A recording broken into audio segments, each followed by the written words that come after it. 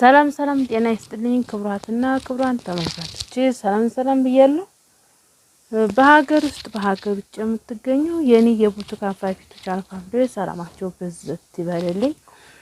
ዛሬ እንግዲህ ይዤላችሁ የመጣሁት አንዳንድ ልጆች በውጭ ዓለም የምትኖሩ እህቶቼ ልጆች ስላልኩኝ ይቅርታ ማለት እህቶቼ ወንድሞቼ ለእናንተ ነው መልእክት የማስተላልፋችሁ ጠቃሚ መረጃ ነው ማለት ነው። ይሄን ቪዲዮ ሀዲያ የምታዩ ላይክ ሼር ሰብስክራይብ አድርጉልኝ። ለቤት አዲስ ሆናችሁ ደግሞ ብርቱካን ፋይፊቱ ነኝ ሰብስክራይብ ላይክ እያረጋችሁ አበረታቱኝ ማለት ነው። ያላችሁን አስተያየት ደግሞ በኮሜንት ላይ አስቀምጡልኝ። ተረጋጉና ቪዲዮውን አዳምጡት ማለት ነው።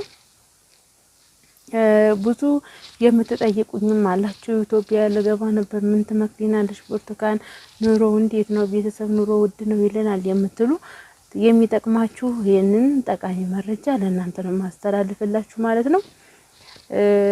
እና ያው በትዕግስት ሆናችሁ አዳምጡኝ ማለት ተረጋግቼ ነው ማወራችሁ ዛሬ ማለት ነው።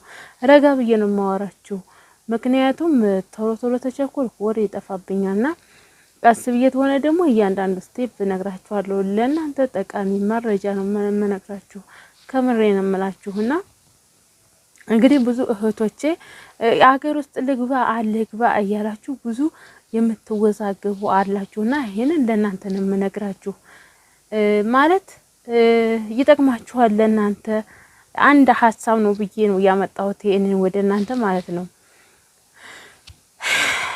ማለት በመሰላችሁ የቤተሰብ ናፍቆት አለባችሁ እናት አባቶቻችሁ አቅመ ደካማ ሆነው ነውና አይኔን ልጄ ናፈቅሽኝ እያሉ እየደወሉ የሚሏችሁ አላችሁ። ልጃችሁ የሚናፍቃችሁ አለ እና በቃ ባላችሁ የሚናፍቃችሁ አለ። ብዙ ልጆች የብዙ አይነት የሁሉም በየአንዳንዱ የሚናፍቀው ቤተሰብ አለው ማለት ነው።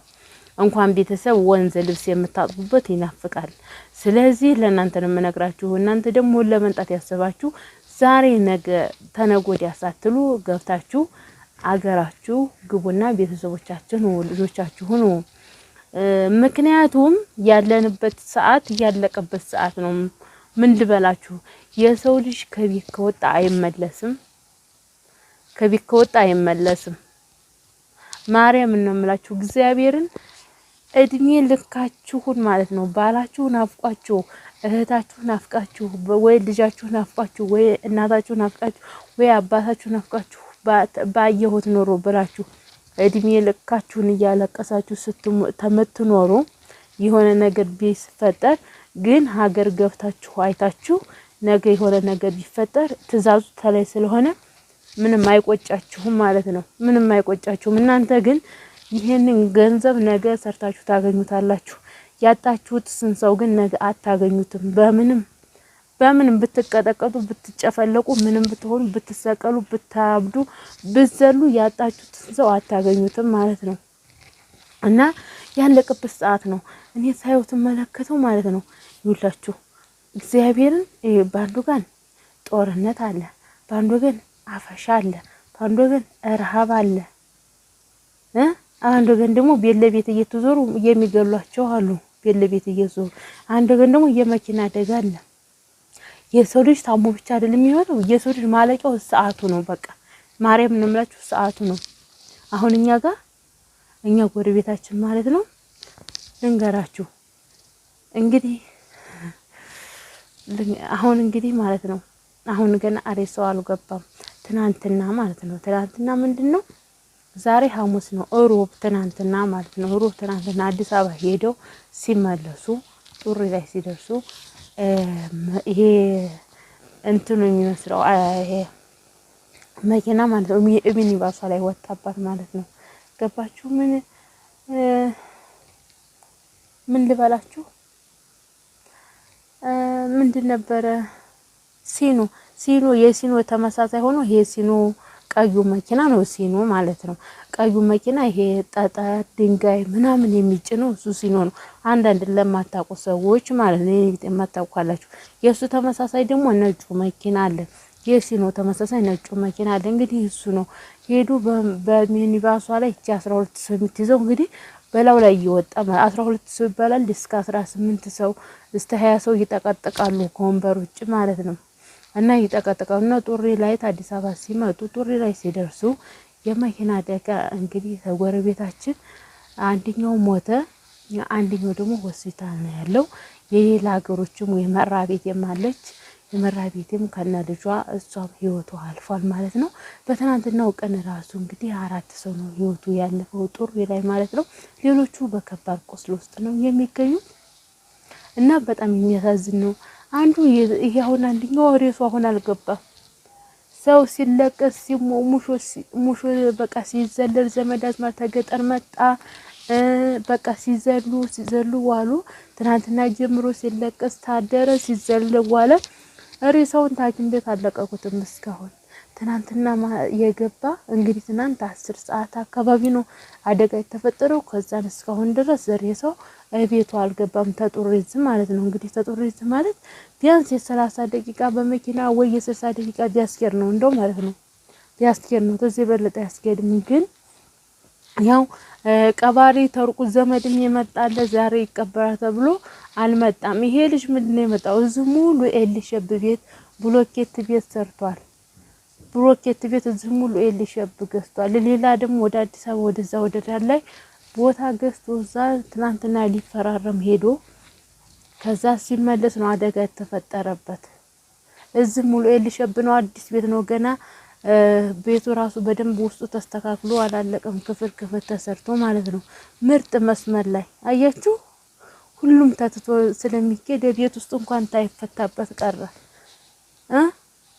ቤት ውስጥ እንኳን ታይፈታበት ቀረ። የሰራው ቤት ፍታታይ ፈታበት ቀረ።